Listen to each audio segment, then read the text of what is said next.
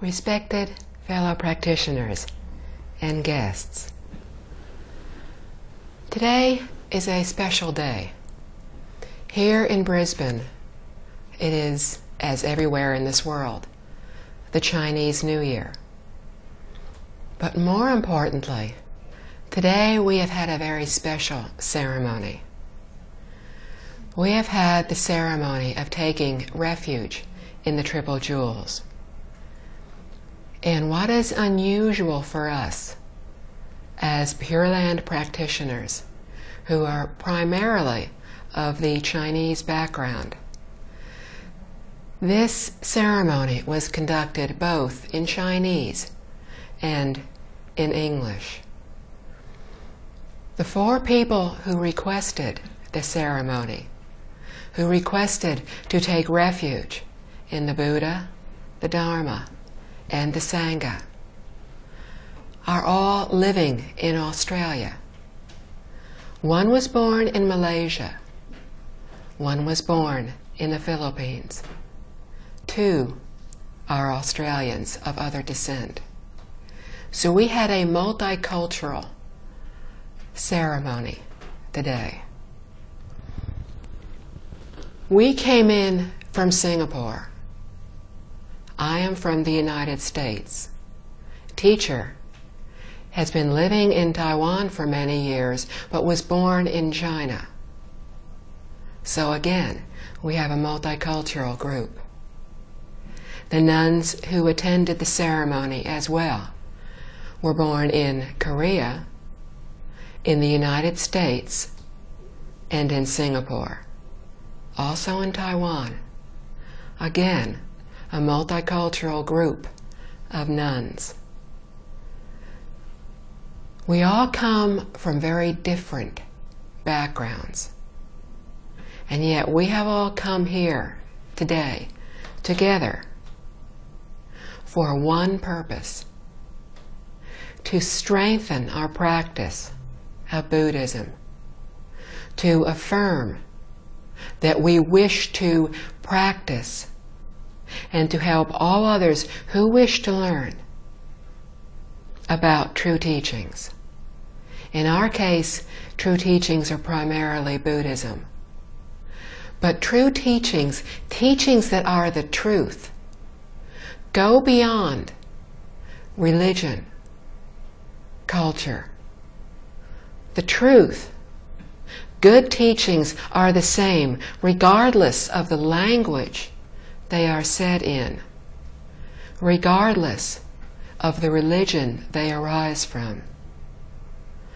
Loving kindness, compassion, respect for others, wisdom, living in harmony, searching for world peace, searching for why we are here, searching for answers to our questions.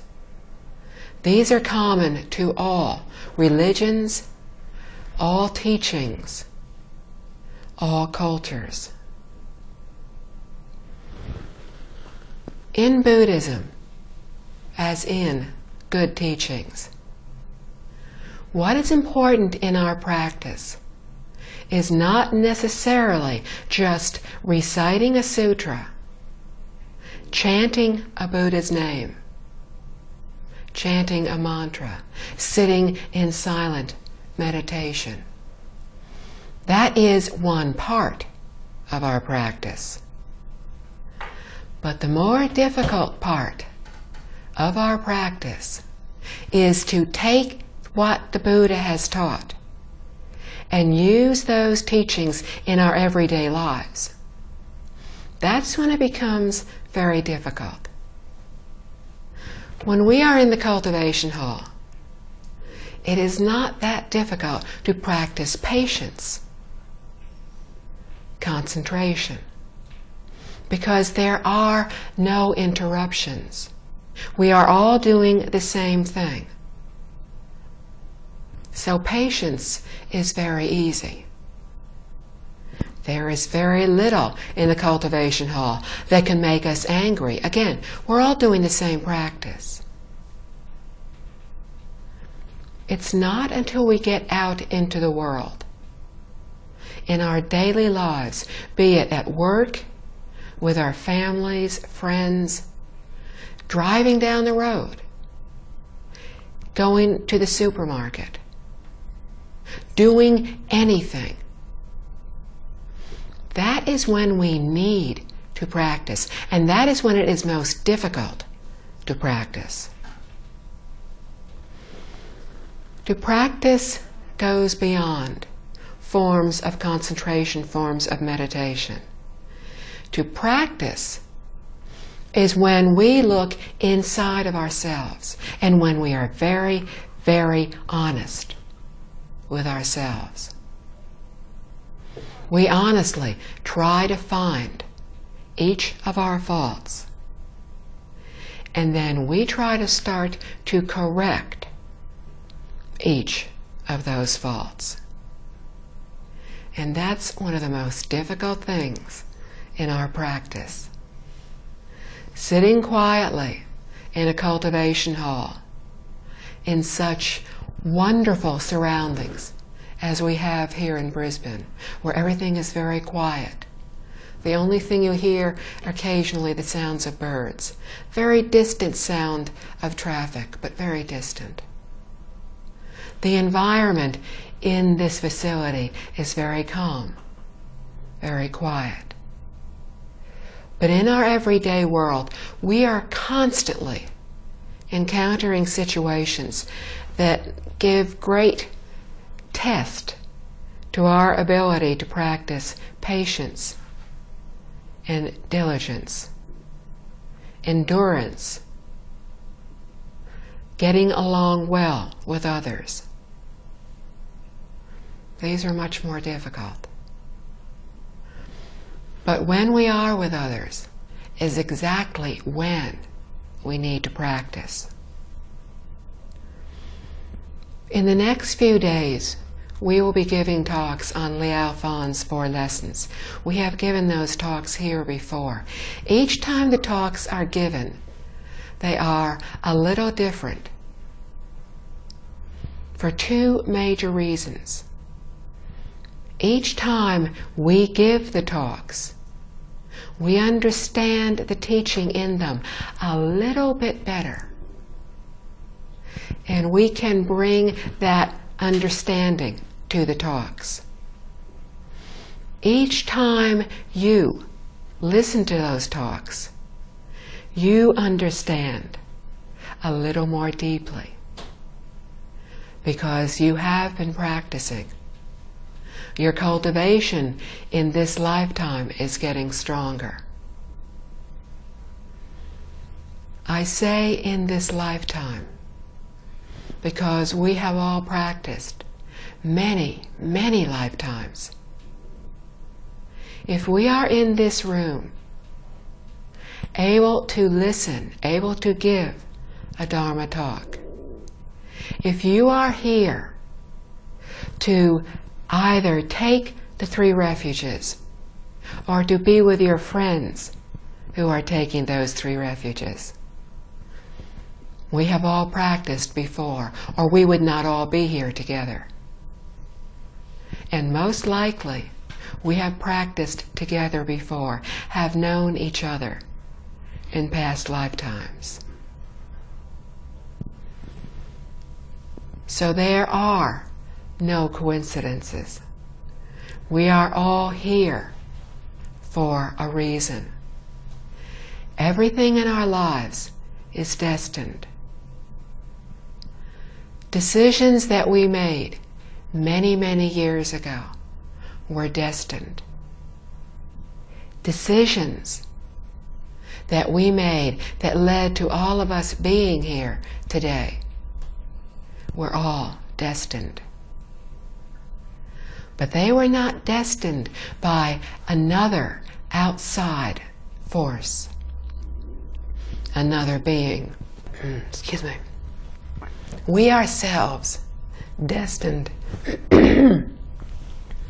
We ourselves. This is destined. I'm not sure of the cause and effect, but it is destined. We are all destined to be here. I am destined to cough. So far, you are not destined to cough. Hopefully, that's my cough destiny for today. We destined it. Nobody else did. We determined by our past thoughts, our words, our deeds, what this life would be. But just as we destined what our lives will be, we alone can change that destiny. We can decide, we can make a conscious decision. We can say that from today on, we will do everything we can to think only of others. We will stop thinking of ourselves. We will stop thinking of self-benefit. We will stop thinking of, if I do this, what will I gain? What is in it for me? We will sincerely, spontaneously do everything we can to help others. We will not have to think, should I help this person? Should I not help this person? We will see that what they are doing is good. And we will automatically do whatever we can to help them. This is practicing Buddhism. If we do this, if as we try to correct our faults, we also try to only think, how can I help others? What are they trying to do? We can give of our physical labor. We can give of our wealth. We can give money. We can give possessions. All these givings are the giving of wealth. When we give these, we will gain wealth in the future. And our giving in our former lives of wealth has determined whether we will have money now, whether others will help us now as we helped others in the past. The second kind of giving is the giving of teaching. What we are good at and others wish to know, we teach. We teach without holding anything back. If we hold something back, and this is very often done in the workplace, if we hold something back, we are not truly teaching others. Often what happens at work is our supervisor will ask us to teach a new person what it is we do. Now, we're not perfect beings. We do not have perfect compassion, perfect wisdom. We are not yet enlightened. We're far from enlightenment. And we only may be beginning to be awakened. So we are still ordinary people. As ordinary people, our natural reaction is, when somebody asks us to teach what we know, everything we do in our job to another person, our immediate thought is, if I teach this person, they will know everything I do. They may replace me. Or, in my group, I am the only one who knows how to fix this particular food.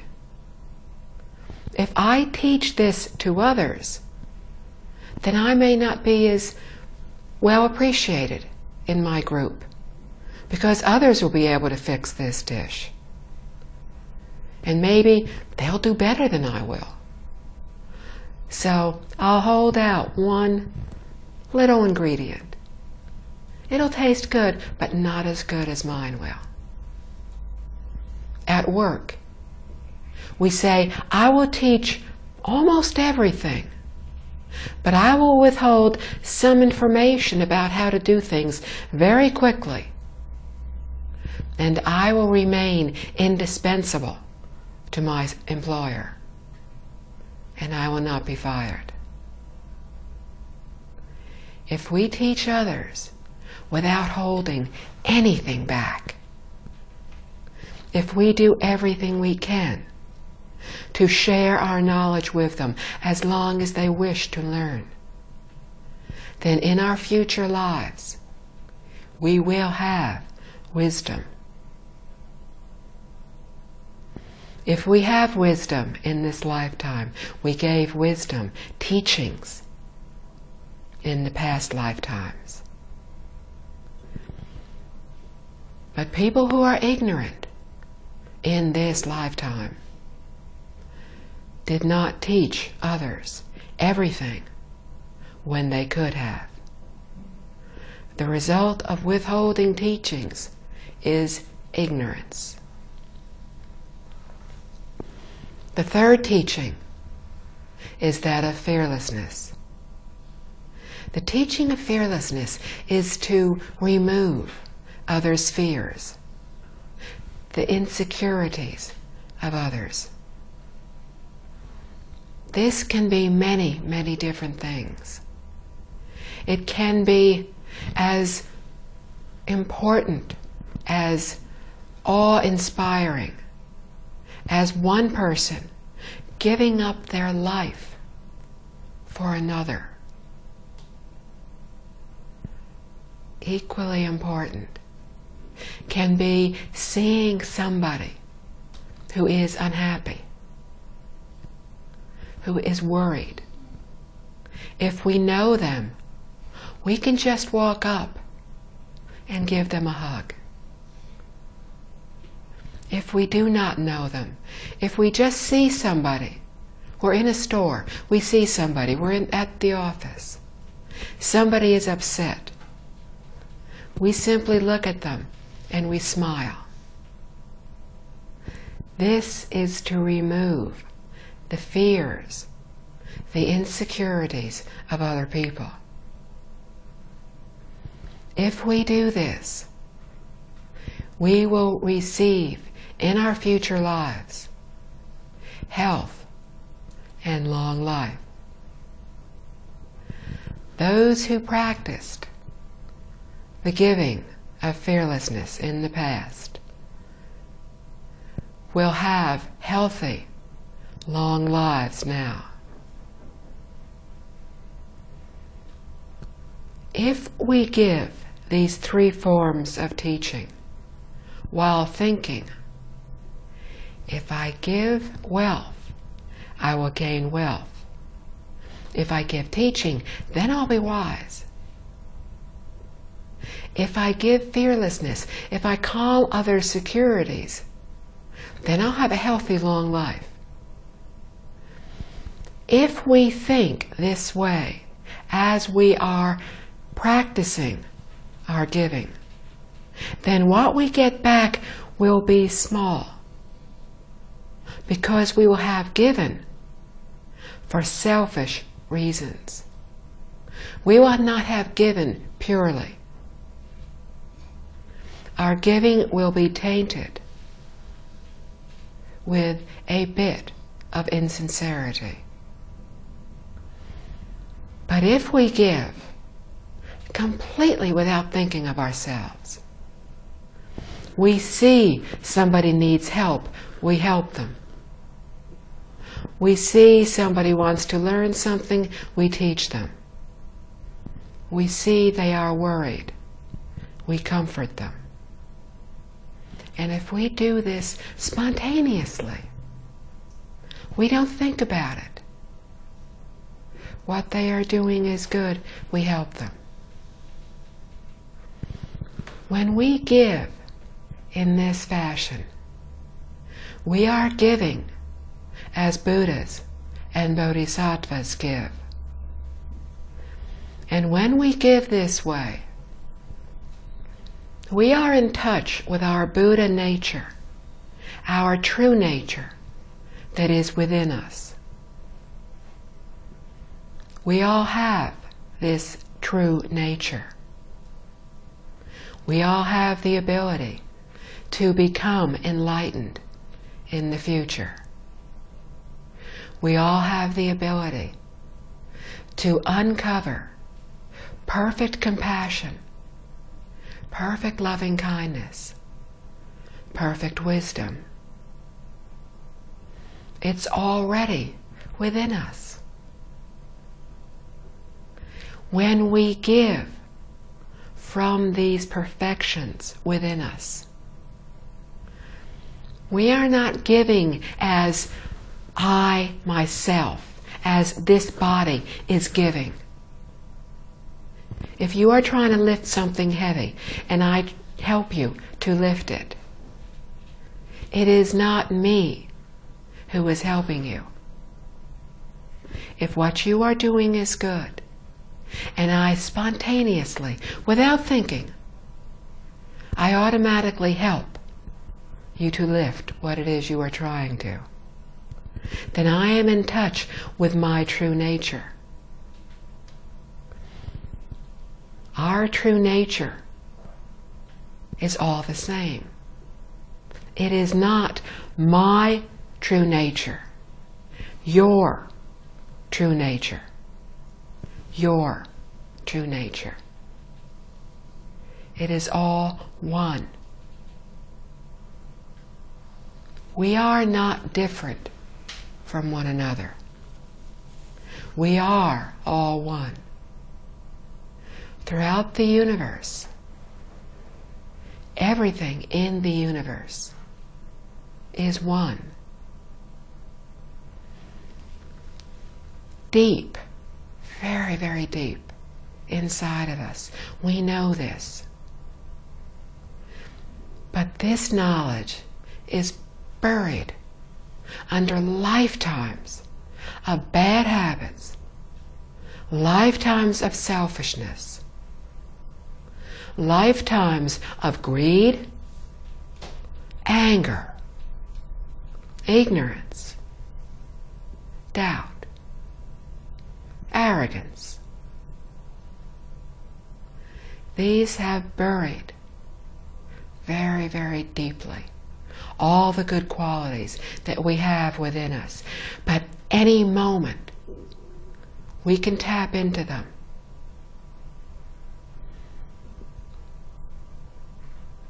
When we are practicing our cultivation in the cultivation hall, or when we are simply quietly reciting a Buddha's name, chanting a mantra, reading a sutra, and we are focusing on what we are saying, what we are thinking, and we have no other thoughts.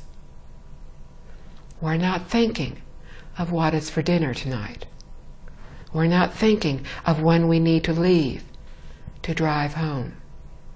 We're not thinking of what we will do next week.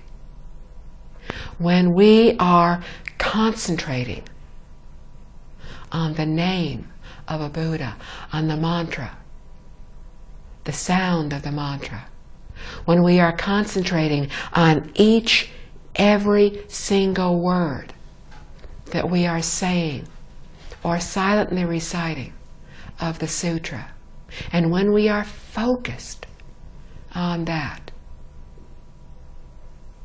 if that is the only thing in our minds and our hearts,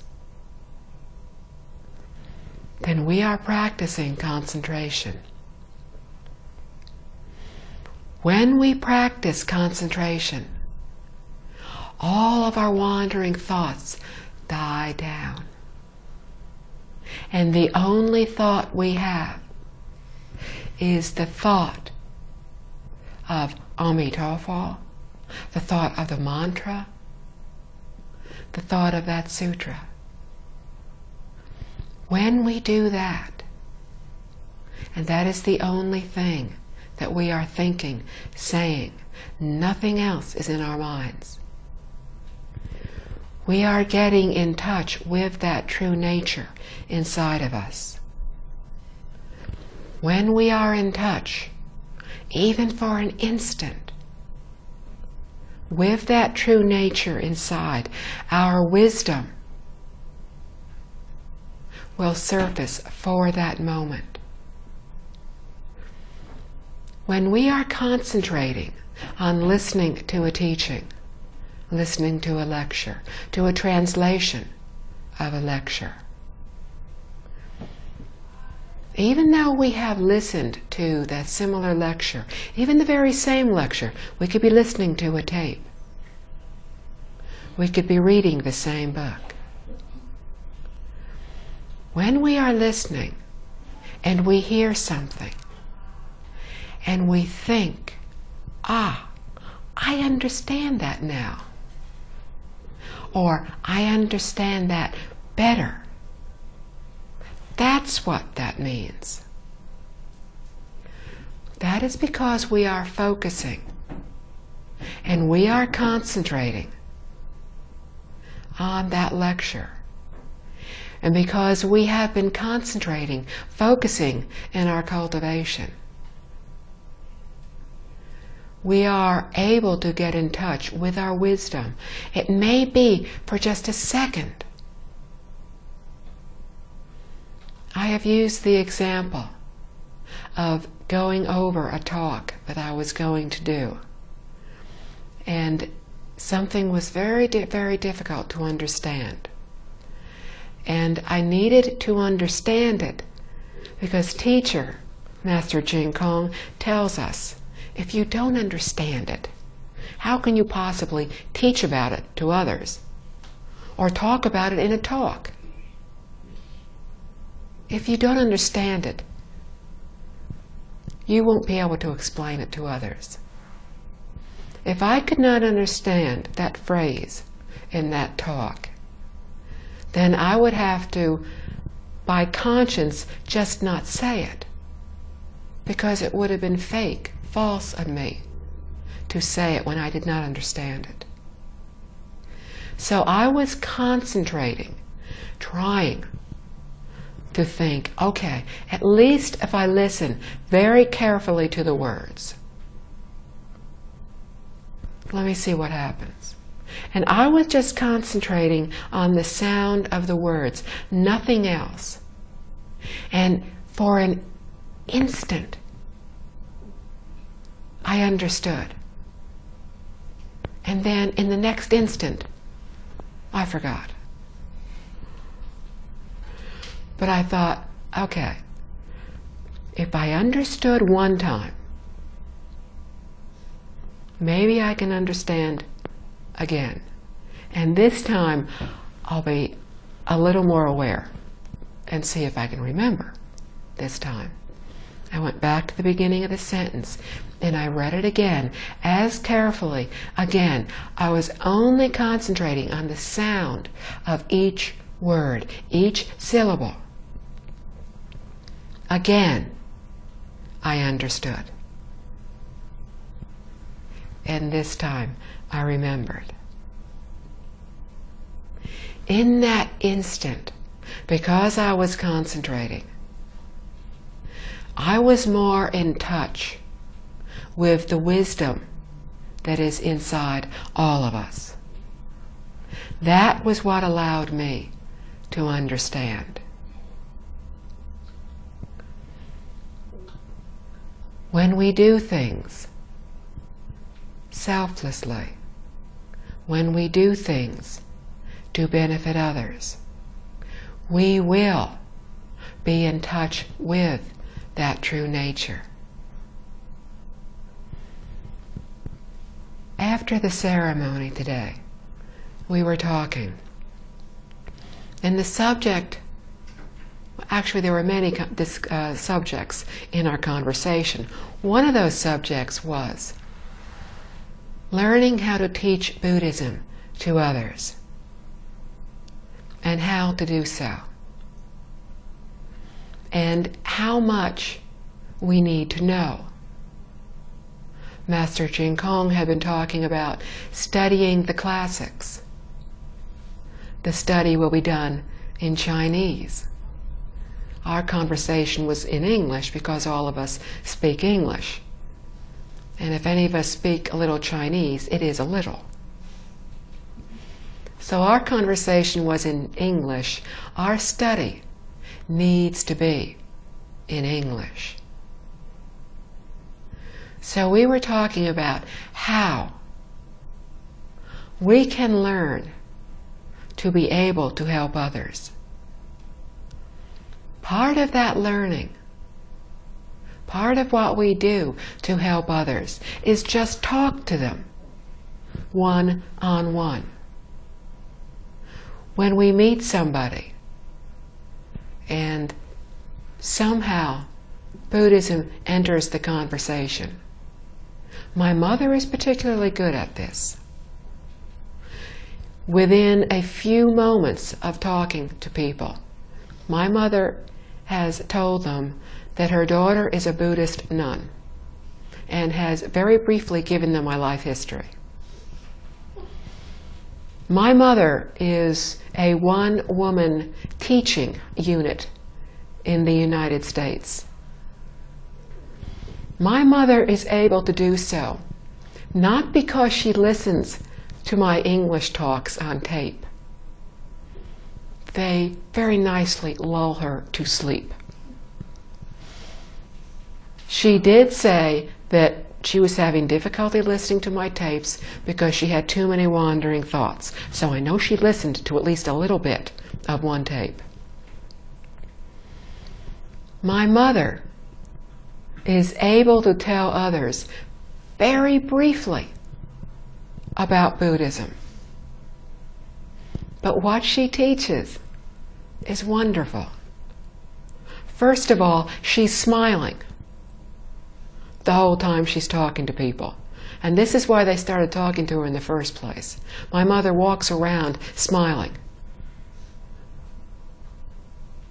She's very outgoing. She tells them very briefly about Buddhism. She tells them Buddhism makes people happy. She tells them whenever she goes to the Taoist Buddhist Association, everybody calls her Mom. Everybody warmly welcomes her, and always has from the first time she walked in the door. People talk to her.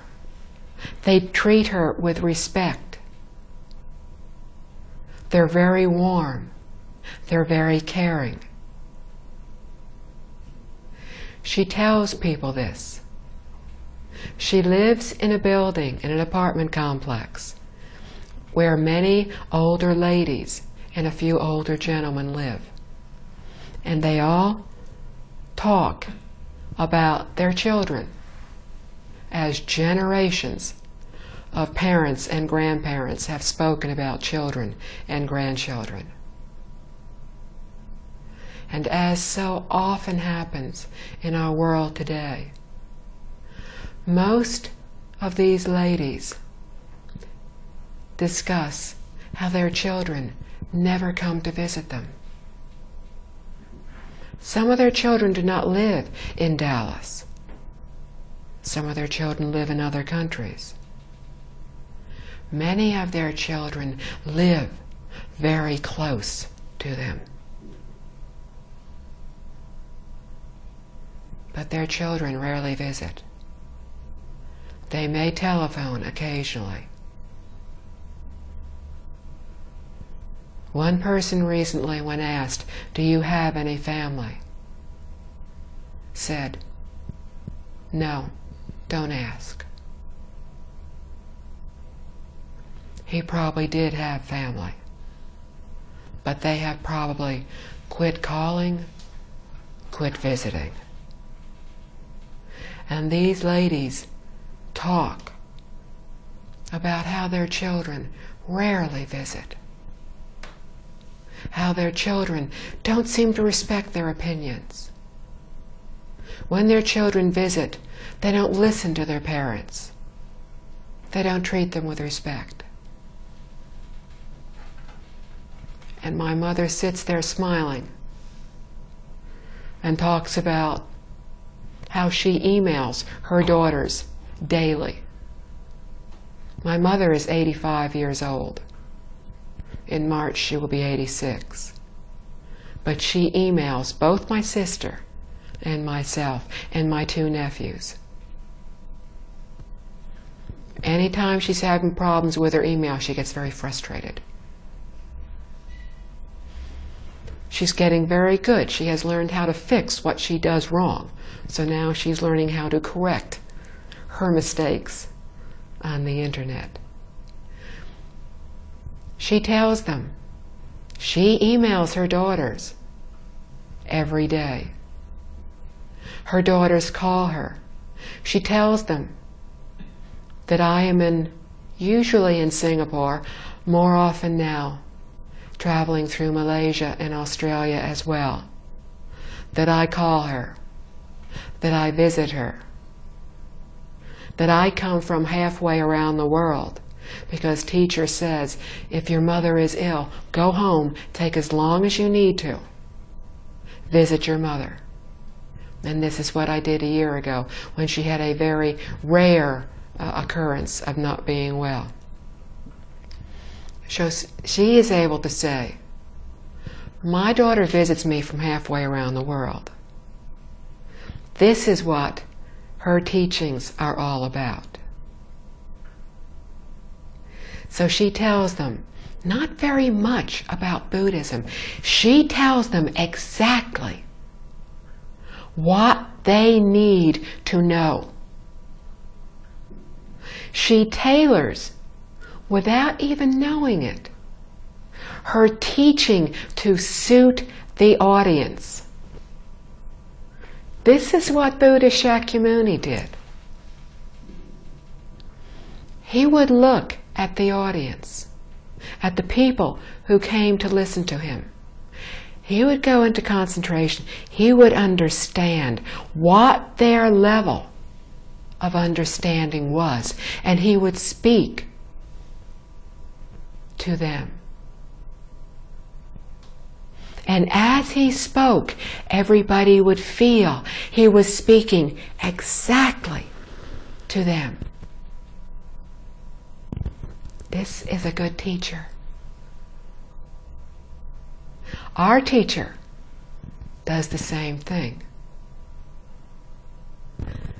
I have heard many people say, they, as well as I, can be listening and have something that we're thinking about, and we hear just what we need to hear. We hear the answer. This is a good teacher. My mother tells people, these sweet little old ladies who are very funny when they all get together, exactly what they need to know about our teachings.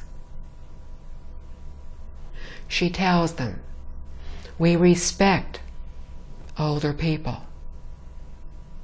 We value their opinion.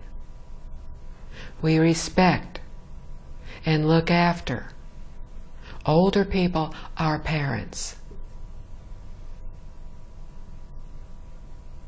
This is a good teacher, because she tells them exactly just a little bit about our teachings, but it's the teaching that makes a difference to them.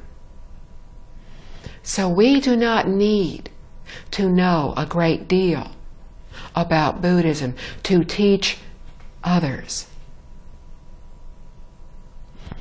We need to be sincere, to really want to help others. We teach those who want to learn. But we do not teach those who do not wish to learn. It's pointless. When people are ready to learn, they will come to us. We do not go and say, let me tell you about my teachings. No. The way we initially teach others is by being a good example. And again, we don't need to know a great deal to be a good example. All religious teachings, all ethical teachings, teach us how to be good examples. We're caring. We're considerate of others. We're not arrogant. We're humble. We listen to others. We help others. We practice compassion and loving kindness. These are common to all belief systems. We are good examples when we practice these. And when we practice these, people will notice. Because when we practice thinking of others, when we know that to become angry is pointless, it accomplishes nothing. When we practice remaining calm, remaining serene, being quietly happy, being more overtly happy, others will notice, and they will say, I remember 6 months ago, several months ago, you used to lose your temper a lot more than you do now. And very honestly, don't take offense, but very honestly, you used to be very irritable. You're not quite as irritable as you used to be. You seem happier. You seem better able to take change in your life and not get upset by it. Why? This is when we teach people about Buddhism. We tell them why we are happier. Because we worry less. Because we're not worried about getting many, many possessions. All we think about is, do I have a good place, a safe place to live? Small, but safe. Do I have enough to eat? Not fancy, just good, nutritious food. Do I have clothes to protect me against inclement weather? Not a lot of them, just enough. When we are not thinking of how do I get more things, but we are living simply, we will worry less, and that will show in everything we do. We will not be attached to things. If something happens, we loan something to somebody and they do not give it back, we no longer become upset. If we loan something to somebody and they break it, or we break something, it doesn't bother us like it used to. Because we realized everything is impermanent. Everything will break. Everything is in a constant state of breaking down and changing. The cup that dropped on the floor just broke more quickly. My body is breaking more slowly, but it is also suffering change. It is also impermanent. None of us is the same as we were when we walked in this room.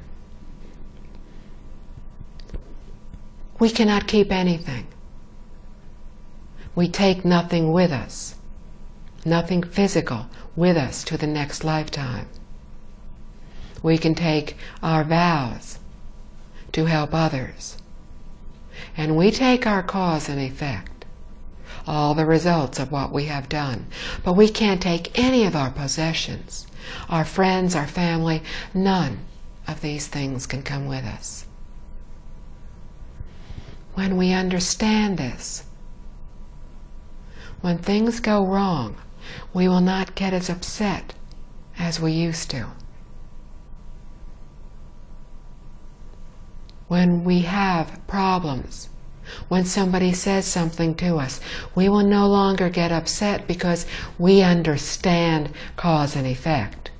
We understand if that person said something to hurt me, it is because I said something that hurt them in a past lifetime. No point in getting angry. They're just giving back to me what I gave to them. Understanding this, I can choose to not return that unpleasantness, and in that way I can end the unpleasantness. These are all very simple teachings, but they can have profound, far-reaching impacts on our life.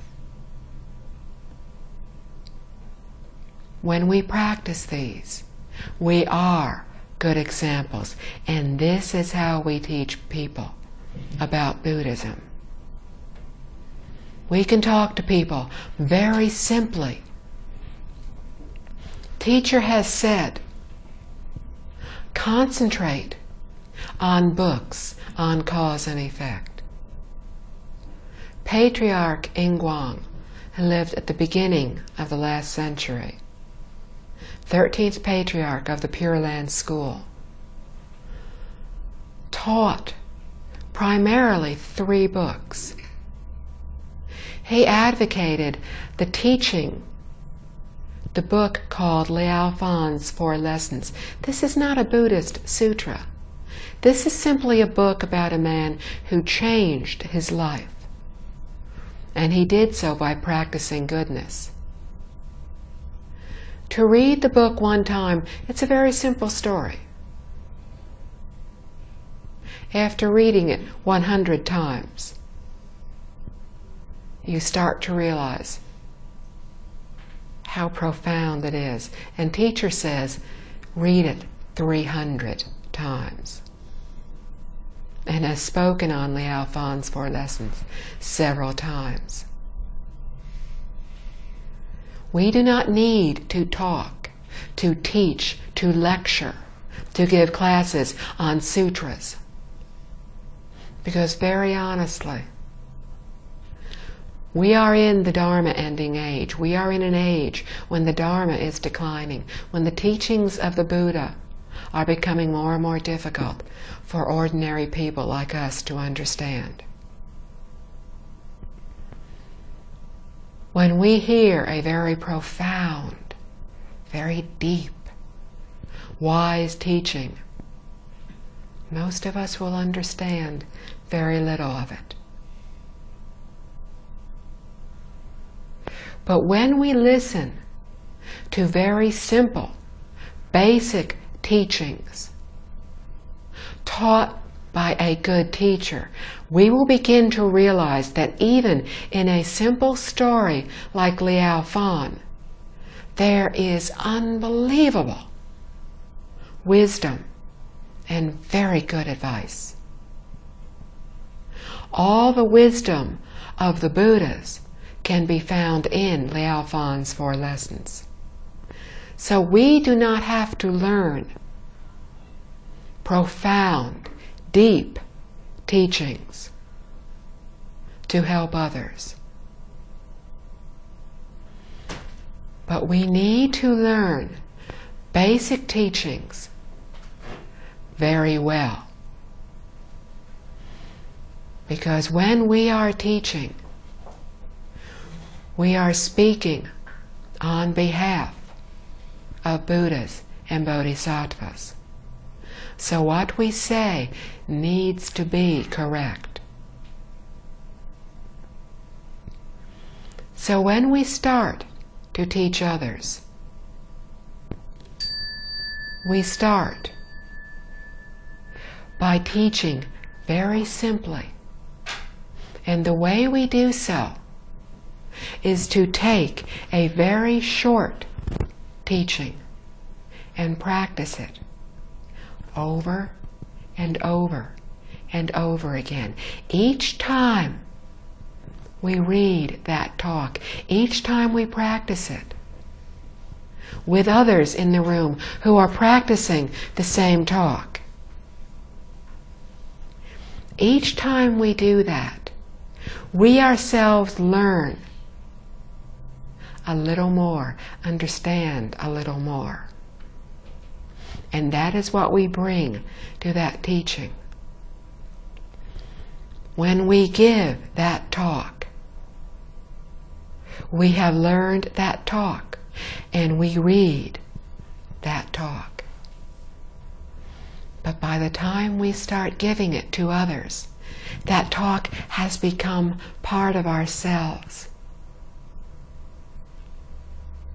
And even though we are reading it, it is very honest, very sincere, and people fear that. And that is all we do initially. We just give those very simple talks.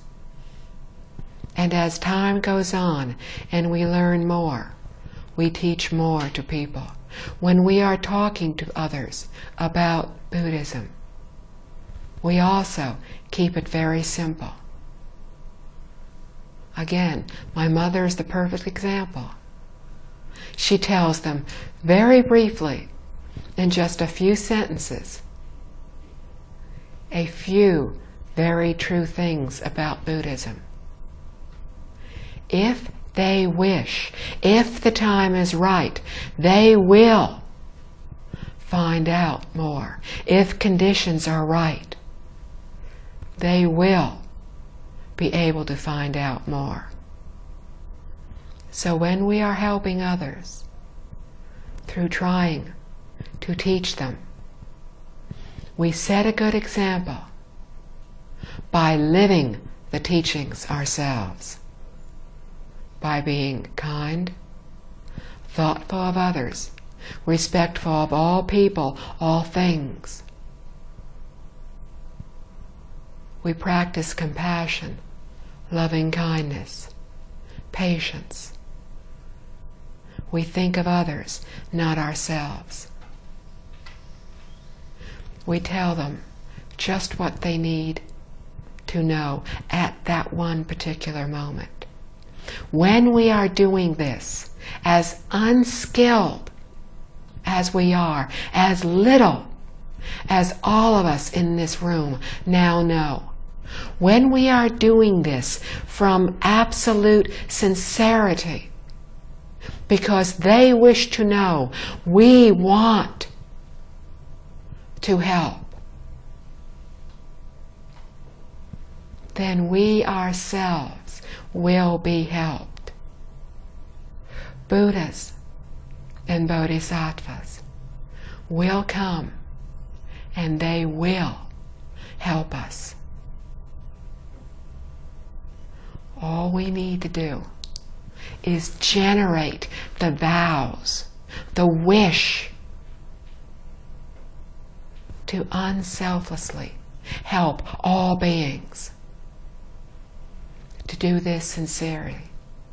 If we do this sincerely, we ourselves will receive all the help we need. Thank you. Let us read the dedication of merit together. May the merit and virtue accrued from this work adorn the Buddha's Pure Land, repaying the four kindnesses above and relieving the suffering of those in the three paths below. May those who see and hear of this all bring forth the heart of understanding and live the teachings for the rest of this life, then be born together in the land of ultimate bliss. Homage to Buddha.